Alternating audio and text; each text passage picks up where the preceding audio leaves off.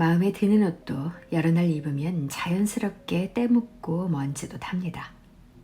그럴 때 옷을 빨아 탁탁 털어 볕에 말리면 뽀송뽀송 맑게 회복해 마음까지 깨끗해지는 느낌이 들 때가 있습니다. 내 시간과 삶도 가끔은 그렇게 햇살 좋은 날 꺼내 말릴 수 있으면 얼마나 좋을까요? 햇살 한 컵.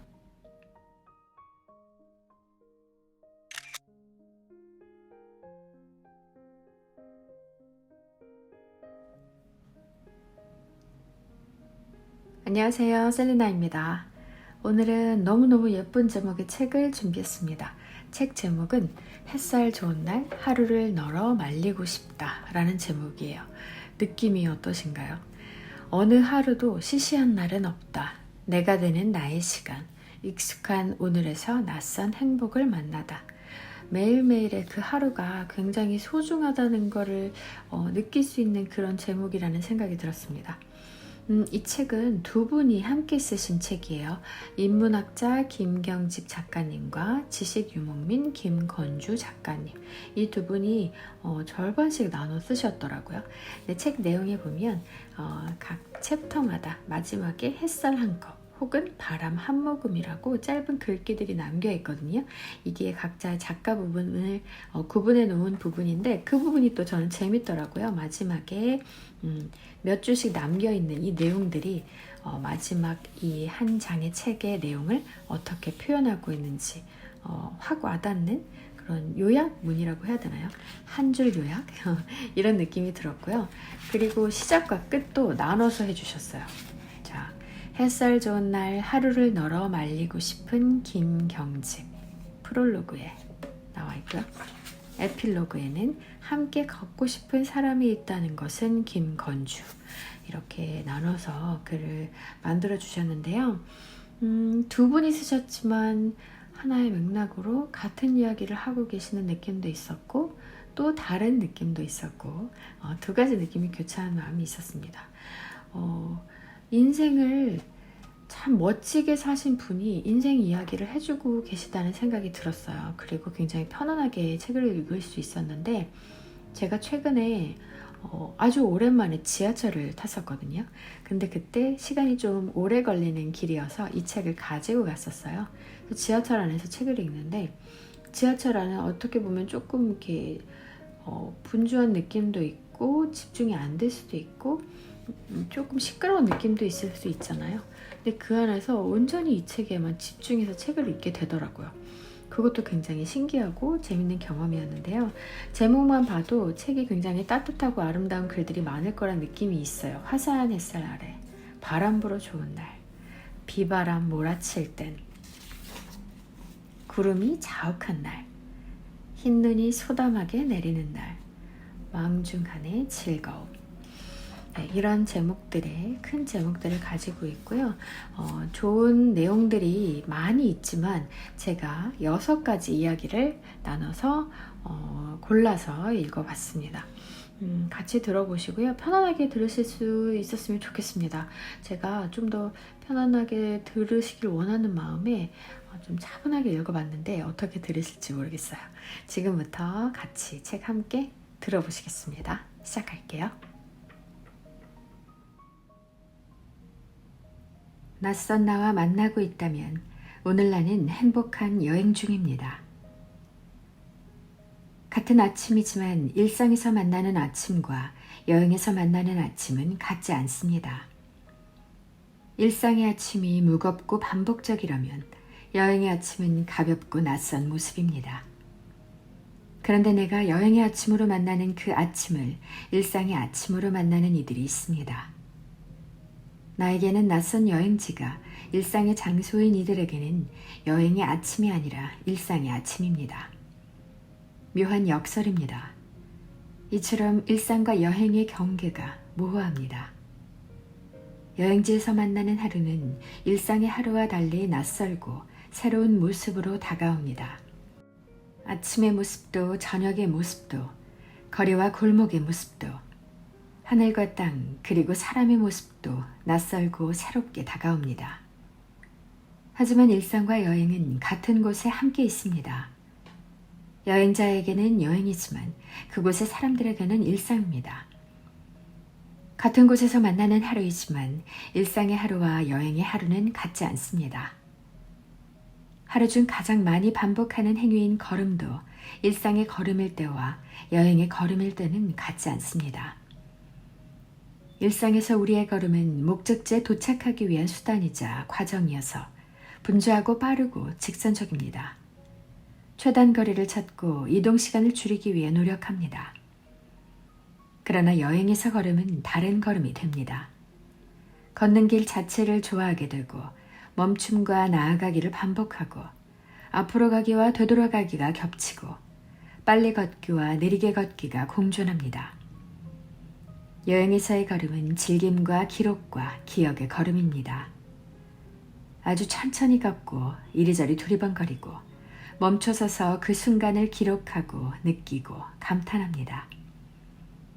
같은 거리를 걷지만 일상의 걸음으로 걷는 이들과 여행의 걸음을 걷는 이들이 함께 있습니다. 여행지에서도 일상의 걸음을 걷는 이가 있는가 하면 일상에서도 여행의 걸음을 걷는 이가 있습니다. 효율이 지배하는 세상에서 살다 보니 빠른 속도로 일하는 것이 효율적이고 느린 속도로 일하는 것이 비효율적이라는 이분법에 갇히기 쉽습니다.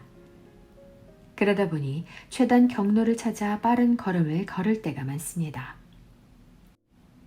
내가 누구이냐에 따라 내가 만나는 하루는 달라집니다.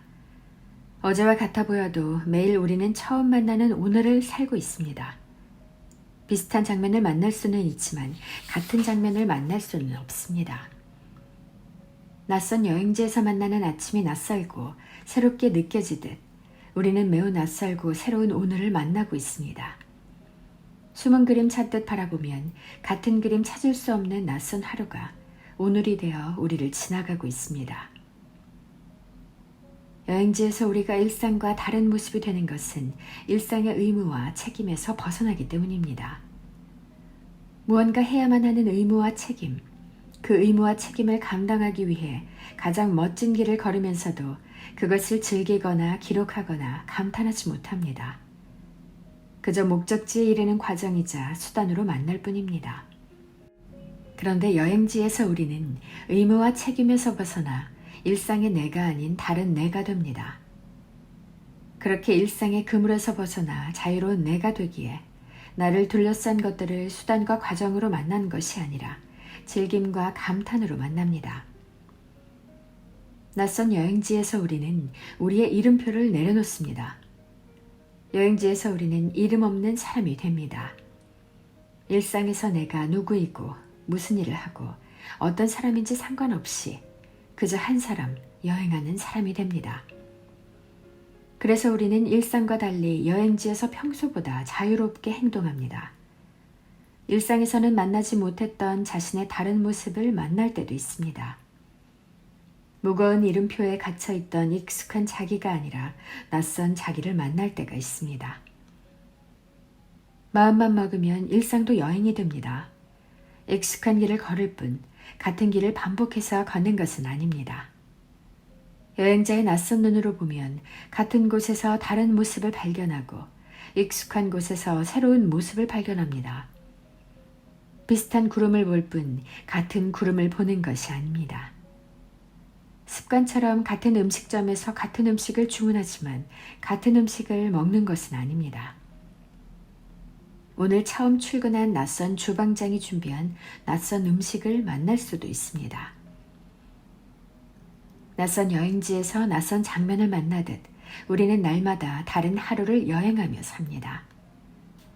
날마다 처음 만나는 아침을 맞이하고 날마다 처음 만나는 사람들을 스치고 날마다 처음 만나는 저녁과 이별합니다. 날마다 다른 하루를 걷고 날마다 다른 설렘을 경험하며 삽니다. 나만 걸을 수 있는 새로운 하루. 나는 날마다 새로운 하루를 여행하며 삽니다. 그러고 보면 여행이 없었던 것이 아니라 내가 일상에 갇혀 있었습니다. 반복해 마주하던 풍경이 어느 날 아름답게 보여 아름답다고 하면 뭐가 그렇게 아름다워 보이냐고 묻는 이들이 있습니다. 일상에 머물러 있으면 보이지 않던 것이 여행자가 되면 비로소 보일 때가 있습니다. 보는 내가 보이는 풍경의 얼굴을 다르게 합니다. 일상에 갇힌 내가 아니라 여행자인 낯선 내가 될 때 일상의 여행이 시작됩니다. 일상의 이름표를 내려놓는 낯선 나를 만나고 있다면 이미 시작된 행복한 여행 안에 있습니다.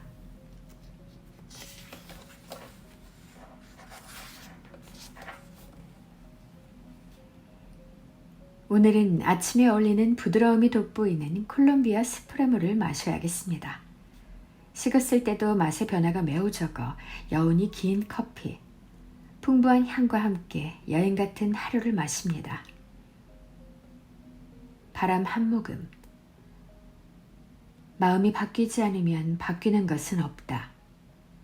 낯선 시간과 공간에 있어도 나는 여전히 나일 뿐이다. 마음이 바뀌면 익숙한 시간과 공간에 있어도 달라진 나를 만날 수 있다.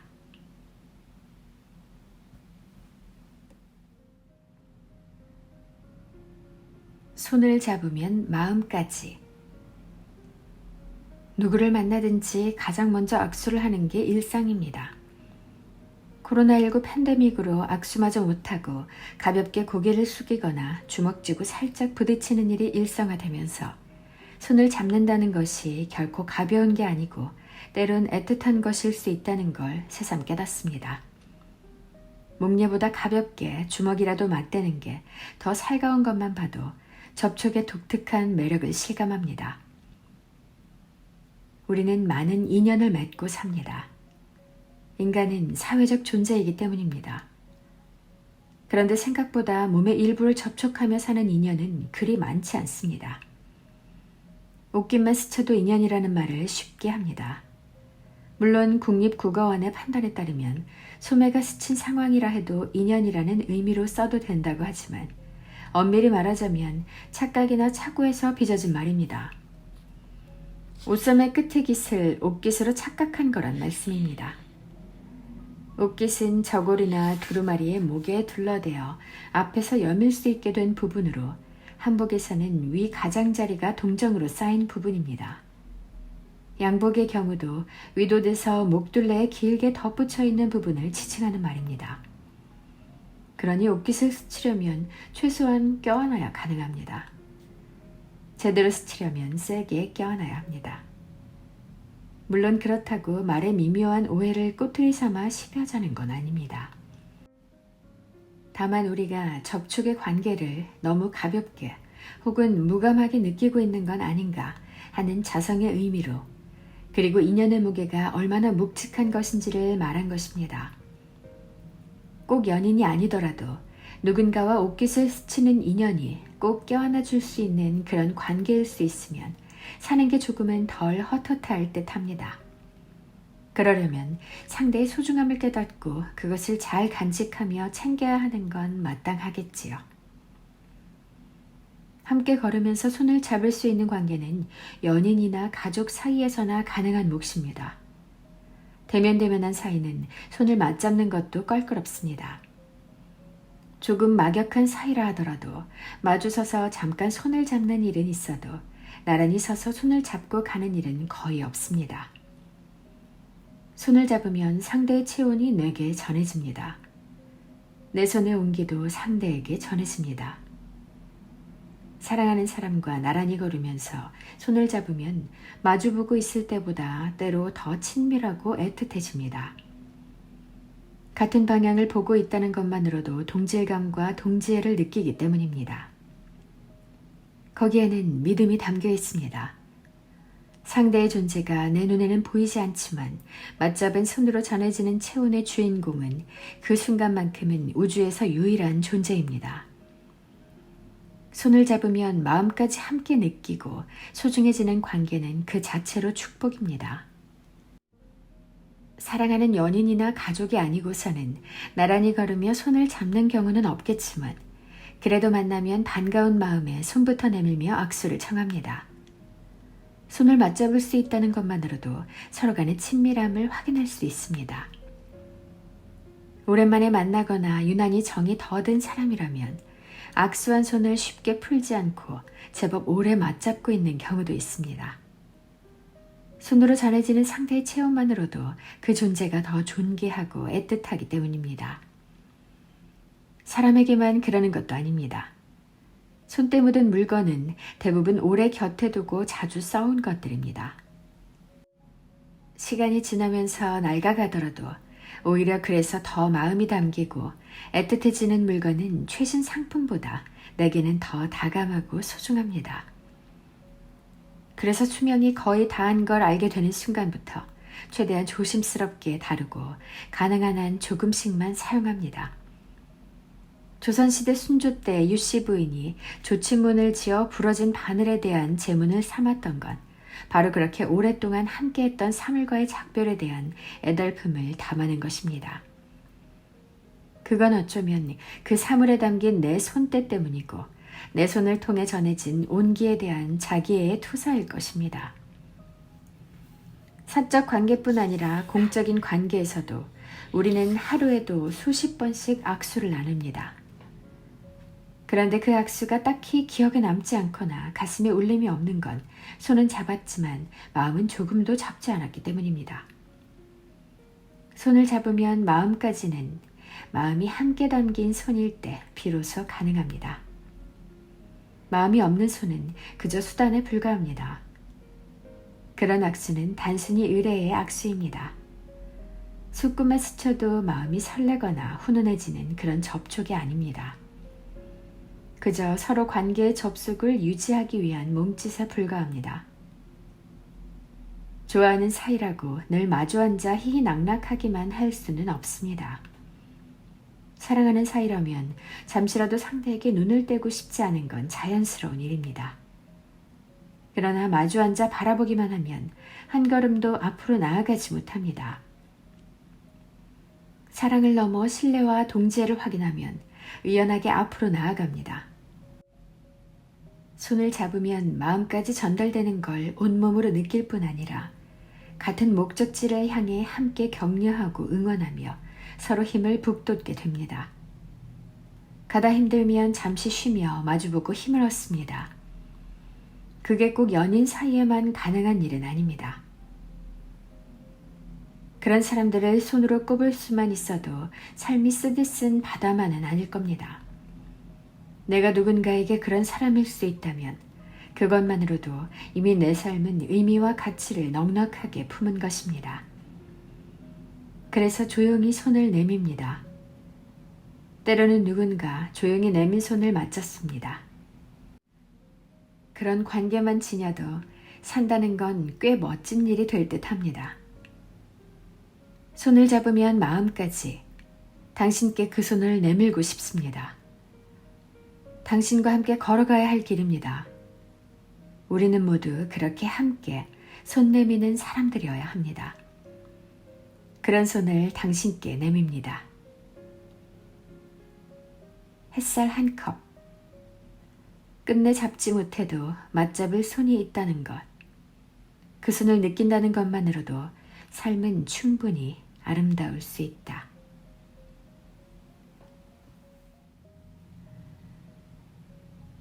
예외 없이 모두가 인간다워지는 시간.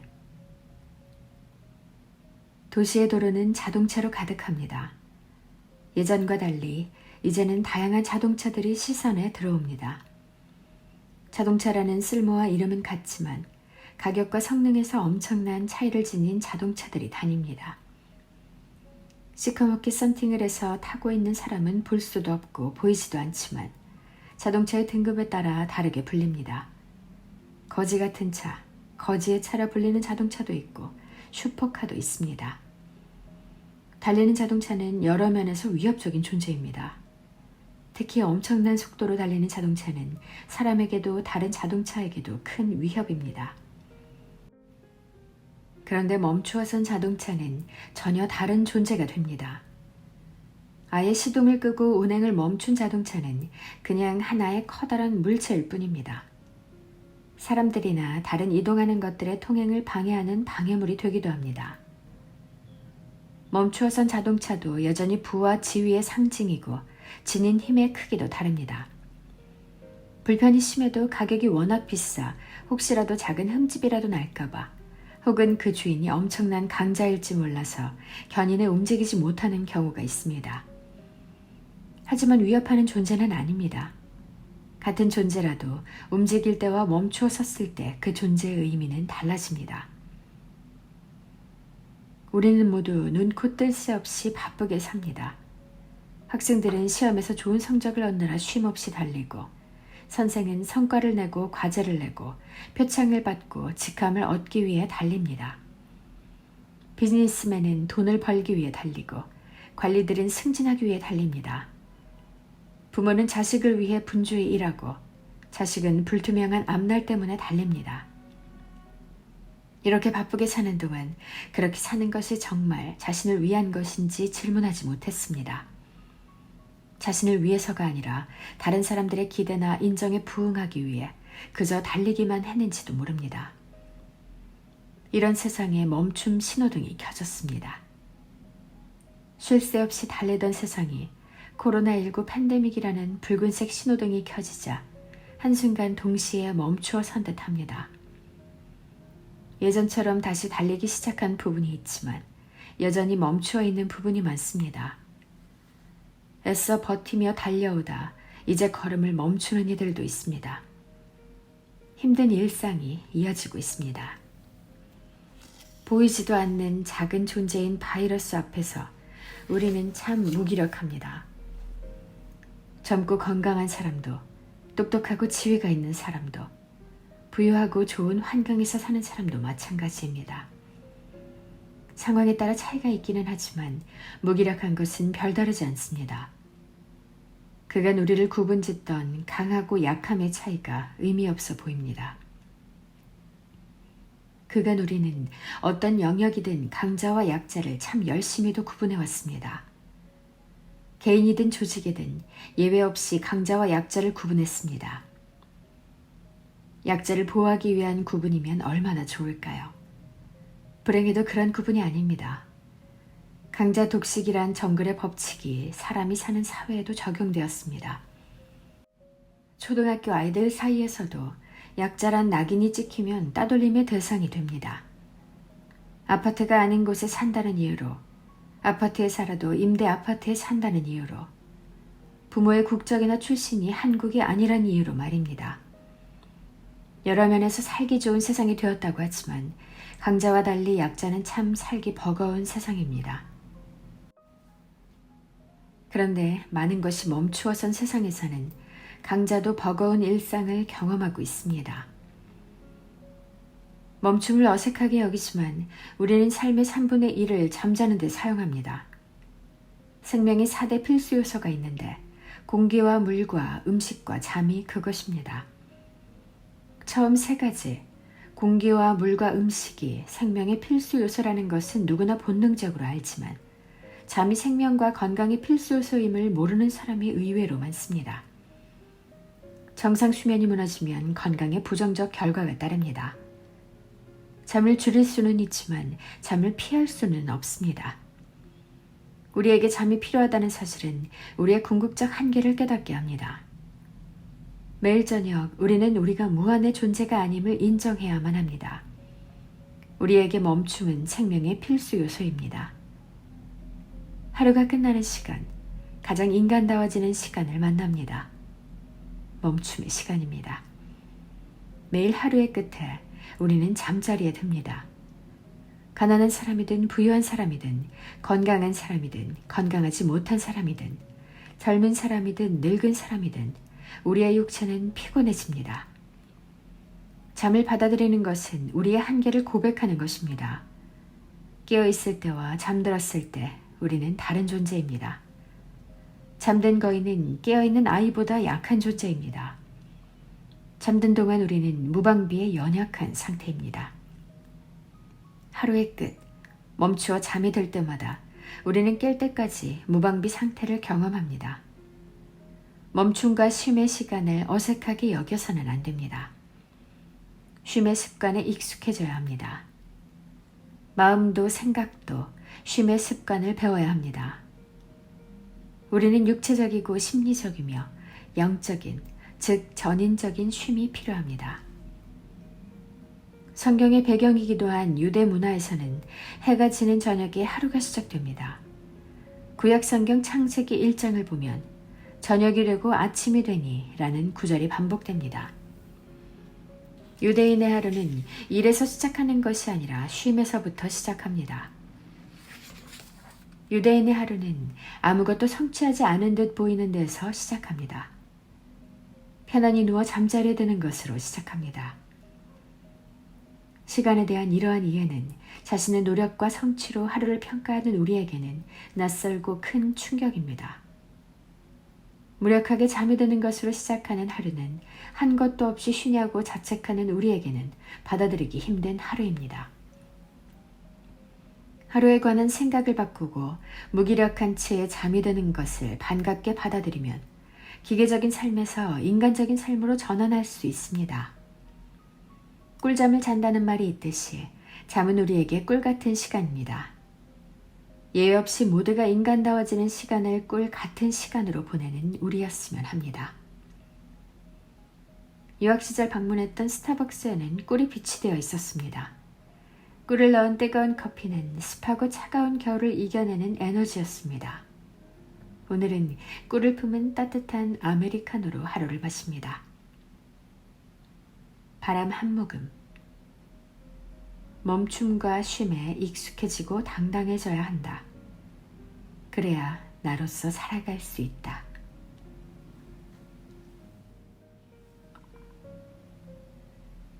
낯설고 새로운 것을 제대로 듣고 싶습니다. 현재 78억이 넘는 인구가 지구촌에 삽니다. 머지않아 80억 명을 넘을 것입니다. 이 말은 저마다 취향을 가진 80억 명의 개인이 있다는 의미입니다. 내가 직접 만나는 세상은 작지만 세상은 참 크고 복잡합니다. 크고 복잡한 세상을 완전히 이해한다는 것은 어쩌면 가장 큰 욕심인지도 모르겠습니다. 그래서일까요? 우리에게는 크고 복잡한 것을 단순화하는 버릇이 있습니다. 수천 수만 수억에 이르는 다양함도 멋진 것과 하찮은 것, 좋은 것과 나쁜 것, 고급스러운 것과 저급한 것으로 단순화합니다. 음악도 예외가 아닙니다. 수없이 다양한 종류의 음악이 존재함에도 멋진 음악과 하찮은 음악, 좋은 음악과 나쁜 음악, 고급 음악과 저급 음악으로 단순화합니다. 새로운 음악을 들을 때 가장 먼저 하는 일은 분류하는 것입니다. 이미 좋아하는 스타일에 속하는 곡이면 집중해서 들으면서 좋아하는 음악 목록에 추가할 만한 가치가 있는지 판단합니다. 좋아하는 범주에 속하지 않으면 신경 써서 듣지 않습니다. 이런 습성 때문에 선호하는 범주에 속하는 비슷한 곡들을 자꾸 듣게 되고 새로운 범주의 음악을 즐길 가능성은 특별히 노력하지 않는 한 줄어들 수밖에 없습니다. 이런 모습은 점점 더 강화됩니다. 좋아하는 음악의 예들이 늘어나면서 자신이 좋아하는 곡의 기본형이 확립됩니다. 새로운 곡이 기본형에 들어맞을수록 더 쉽게 받아들입니다. 자기만의 기본형, 자기만의 취향에 따라 호불호가 결정되고 옛말로 하면 18번, 요즘 말로 하면 최애곡 리스트가 만들어집니다. 물론 단 하나의 기본형만 붙들고 있는 것은 아닙니다. 좋아하는 장르 내에서도 다양한 감정을 다루는 여러 기본형을 개발하기도 하고 여러 장르를 동시에 좋아하기도 합니다. 계속해서 새로운 장르를 추가하며 자기 음악 세계를 넓혀가기도 합니다. 하지만 이렇게 기본형이 많아지고 장르가 다양해지고 음악 세계가 넓어진다고 해도 중심에는 자기가 있습니다. 자기 취향이 중심에 있을 수밖에 없습니다. 이것은 당연하고 본질적입니다. 문제는 이런 사실을 어떻게 받아들이고 반응하냐입니다. 음악 예능 프로그램이 대세 중 대세입니다. 다양한 형식과 내용의 음악 예능 프로그램이 미디어를 채우고 있습니다. 시기에 따라 치우침이 있지만 장르도 형식도 다양합니다. 히든싱어, 쇼미더머니, 팬텀싱어, 비긴 어게인, 슈가맨, 미스터 트롯, 미스트롯, 복면가왕, 불후의 명곡, 사랑의 콜센터, 트롯신이 떴다, 놀면 뭐하니 등등 이런 변화가 반가운 사람들도 있지만 불편한 사람들도 있습니다. 가요 무대라는 프로그램이 있는데 여기저기서 보인다고 불편해하며 전반적으로 수준이 떨어졌다고 이야기하는 이들도 있고, 낯선 외국어로 만들어진 낯선 장르의 노래를 경연까지 하며 프로그램을 만들어야 하느냐고 이야기하는 이들도 있습니다. 듣고 싶은 것을 듣고 싶은데 그렇지 못해 불편하다는 이야기이면 그렇다고 호응할 수 있겠는데, 그것이 아니라 잘못되었다고 판단하는 이야기라면 긍정할 수가 없습니다. 자기 취향에 따라 좋고 나쁨을 표현할 수는 있어도 자기 취향을 기준으로 옳고 그름을 판단해서는 안 됩니다. 내게 익숙한 것은 내게 좋은 것입니다. 그것을 강조하는 것은 문제가 되지 않습니다. 자기 경계가 분명할수록 현재의 자기를 확인하는 데 도움이 됩니다. 지금의 자기를 명확히 알아야 앞으로 확장해갈 미래의 자기 모습의 방향도 제대로 정할 수 있습니다. 문제는 내게 익숙한 것을 옳다고 고집하는 것입니다. 지금 나를 이루고 있는 생각과 취향이 정확히 어떤 모습이고 어떤 경로를 통해 갖게 되었는지 묻고 생각해야 합니다. 우리는 생각하는 사람입니다. 내 생각과 취향은 어떻게 내 생각과 취향이 되었는지 라는 물음이 생각하는 사람의 조건이며 출발점입니다. 사람은 생각하는 동물이지만 생각을 갖고 태어나지는 않습니다. 습관을 제2의 천성이라고 부르기는 하지만 갖고 태어나지는 않습니다. 그러면 지금의 내 생각과 취향은 내가 창조하여 갖고 있을까요? 어림도 없습니다. 우리 중 생각을 창조할 만한 경지에 오른 사상가와 새로운 장르를 창조할 만한 경지에 오른 예술가는 극소수에 불과할 뿐입니다. 그러면 지금 내 생각과 취향은 내가 선택한 것일까요? 내가 선택한 생각과 취향이 분명 있기도 하지만 대부분 태어나 자라면서 만난 환경 속에서 형성된 것입니다. 주체적으로 선택해 가진 생각과 취향은 내 생각과 감성의 총량 중 일부분에 지나지 않습니다. 이미 내게 익숙한 것이 잘 들리고 좋게 들립니다. 그래서 자꾸 익숙한 것만 들으려 합니다. 낯선 것은 들으려 하지 않습니다. 그런데 낯설어서 듣지 않는 것이라 하지 않고 듣기 불편해서 듣지 않는 것이라고 합니다. 내게서 문제를 찾는 것이 아니라 내 밖에서 문제를 찾습니다. 이것이 고집입니다. 나를 점점 더 딱딱한 껍데기 안으로 머물게 만드는 고집입니다. 생각은 눈에 보이지 않지만 생각이 입을 통해 표현되는 것이 말입니다.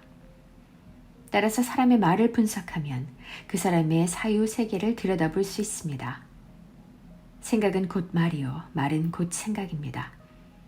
내가 누구인지 궁금하면 나의 말을 살펴보면 됩니다. 내가 만나는 세계에 대해 내가 쏟아내는 말이 어떠한지 살펴보면 내가 누구인지 알 수 있습니다. 이미 가진 생각과 취향이 기준이 되어 구분하고 배제하는 말을 하고 있다면 나는 익숙함에 갇혀 낯선 것을 거부하는 고집 속에 있는 사람입니다. 비슷한 생각을 찾아 반기고 다른 생각은 거부하고 차단하는 사람입니다. 익숙하게 잘 들리는 음악만 들으며 낯선 음악은 불편한 음악이라며 거부하는 사람입니다. 80억 명의 사람이 있다는 것은 80억 개의 소리가 존재한다는 의미입니다. 80억 명의 사람이 있다는 것은 80억 개의 취향이 존재한다는 의미입니다.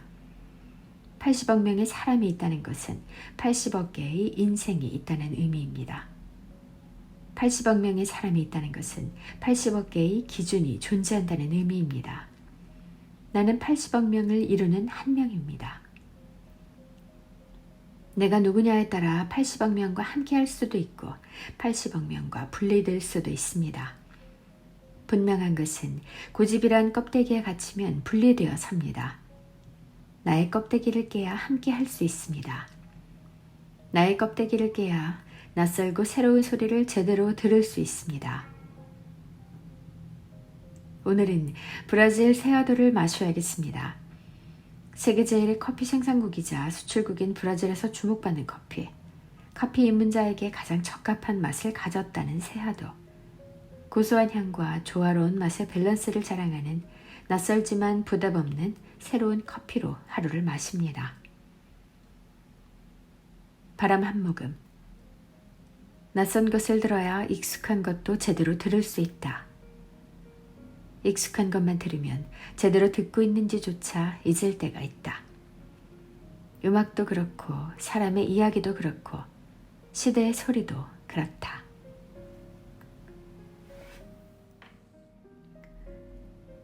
삶은 한 그루의 나무를 심는 것과 같은. 나무처럼 살고 싶다는 말은 쉽지만 그렇게 살려면 솔직히 자신 없습니다. 평생 한 발짝도 옮기지 못하고 한 곳에서 평생을 살아야 한다는 건 상상만 해도 숨이 막힙니다.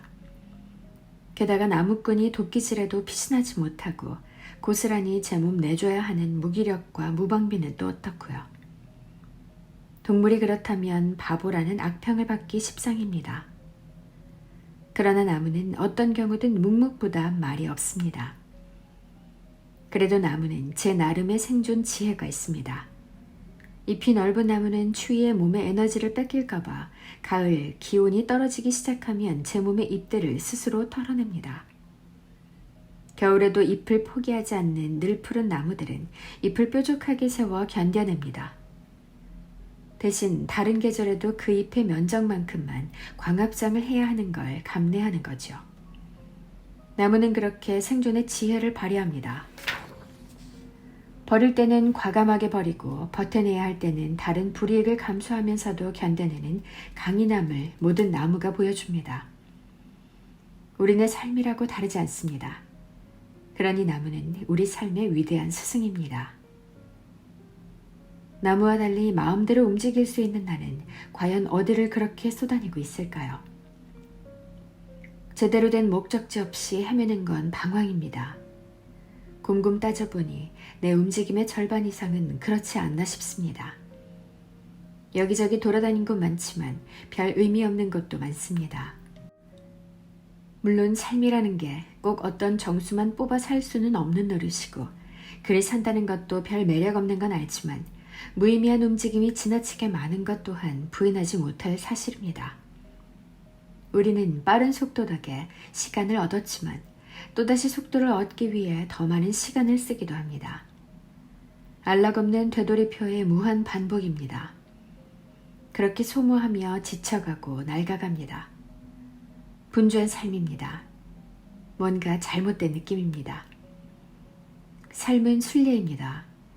순례자는 길 위에서 자신의 근본과 소명, 그리고 한계를 의식하는 사람입니다. 그러므로 아는 사람이 아니라 찾는 사람이 되는 것이 참된 순례자로서의 삶입니다. 마틴 슐레스케가 글을 쓰고 도나타 벤더스가 멋진 사진으로 호응한 가문비 나무의 노래라는 매력적인 책에 이런 구절이 있습니다. 뿌리와 잎은 서로 반대 방향으로 자랍니다. 한쪽은 땅속 깊이 파고 들어가고 한쪽은 빛을 향해 뻗어갑니다. 그렇지만 둘 다 자기 재능과 소임에 충실합니다. 깊은 곳에 있는 물을 찾아 나서는 뿌리, 빛에 열려있는 잎. 하나의 존재가 서로 다른 길로 갑니다. 같은 장소지만 다른 공간에 있습니다. 둘은 평생 서로 만나지도 못하는 운명입니다. 그런데도 하나만 존재할 수는 없습니다. 다른 공간에서 다른 방향으로 그리고 다른 방식으로 살아가는 하나의 존재입니다. 우리의 삶도 어쩌면 그렇지 않을까요? 욕망과 이성이 다투고 이익과 정의가 겨루며 이기심과 도덕성이 갈등합니다. 그러나 어느 하나에만 충실할 수도 없고 그 다툼이 힘겹다며 둘 다 내칠 수도 없습니다. 그렇다고 적당히 타협하는 건 눈가림만 하는 임시 방편에 불과합니다. 욕망이 자라는 만큼 혹은 그 이상으로 이성이 커져서 균형을 맞추고 이익이 꿈틀대는 만큼 정의가 의연하게 실행되며 이기적 본능을 무조건 거부하기보다는 도덕적 이타심으로 빈 곳을 채우는 지혜를 발휘하는 것이 합리적이고 아름다운 삶입니다. 물론 말처럼 쉽지는 않겠지만 어쩌면 쉽지 않아서 평생 추구하고 노력해야 하는 방향성일 것입니다. 디자인에서도 규칙적이고 정렬된 패턴과 낯설고 불확실한 패턴이 공존할 때 진정한 아름다움을 발견할 수 있습니다. 그것은 일종의 상호작용입니다. 바이올린 제작의 세계적 장인인 슐레스케는 좋은 바이올린과 마찬가지로 인생에서도 익숙한 것과 낯선 것, 친밀함과 거리두기의 상호작용이 중요하다고 말합니다. 익숙하고 친숙한 것만 추구하면 영감이 오지 않습니다. 이질적이고 낯선 것뿐이면 소통할 수 없습니다. 어설프게 역사학자 토인비의 이론을 변형해서 말하자면 도전과 응전의 관계라는 그의 역사관은 어쩌면 우리 삶에도 고스란히 반영될 수 있지 않을까 싶습니다. 그 관계가 부담스러울 때 갈등이 되어 나타납니다. 그 갈등이 불편하면 잽싸게 한쪽을 택하거나 대충 절충하며 삽니다. 어차피 모든 삶은 자기 안에서 대담한 투쟁으로 채워집니다. 치열한 삶이란 그 대담한 투쟁이 끊임없이 되풀이되는 삶이 아닐까요? 나무처럼 살고 싶다는 바람은 그냥 고고하게 살고 싶다는, 세상 세파에 휘둘리지 않고 조용히 살고 싶다는 보상심리와 맞닿아 있음을 고백하지 않을 수 없습니다. 사실 겉보기와 달리 나무는 어쩌면 우리보다 훨씬 더 치열하게 살고 있는지도 모릅니다. 그저 멋지게 자란 나무의 현재의 모습만 바라보며 내 바람을 투사시킨 점도 있을 겁니다.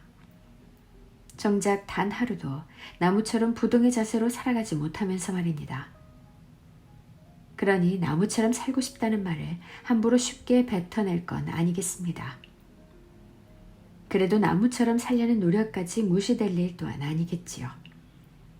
무작정 헐떡거리며 여기저기 뛰어다니기보다 묵묵히 한 곳을 지키며 자신의 근본을 발밑에 깊숙이 묻고 자신에게 허락된 만큼의 높이만 차지하는 나무는 구도하는 삶의 표상입니다. 그걸 배우고 실천할 수 있을 때 비로소 나무가 내 삶 속으로 들어옵니다. 뿌리와 잎이 서로 같은 방향으로 같은 방식으로 살아가겠다고 고집하거나 적당히 야합하면 나무는 곧 죽게 됩니다. 뿌리가 박히는 깊이만큼 줄기와 잎이 하늘로 올라갑니다. 뿌리가 얕으면 나무도 얕아집니다. 이제는 듬직한 나무를 보면 그 아래 내린 뿌리의 힘과 노고를 생각하겠습니다. 그게 눈에 보일 때 비로소 나무처럼 살고 싶다는 게 그저 멋진 헛소리가 아니라 치열한 바람이 됩니다.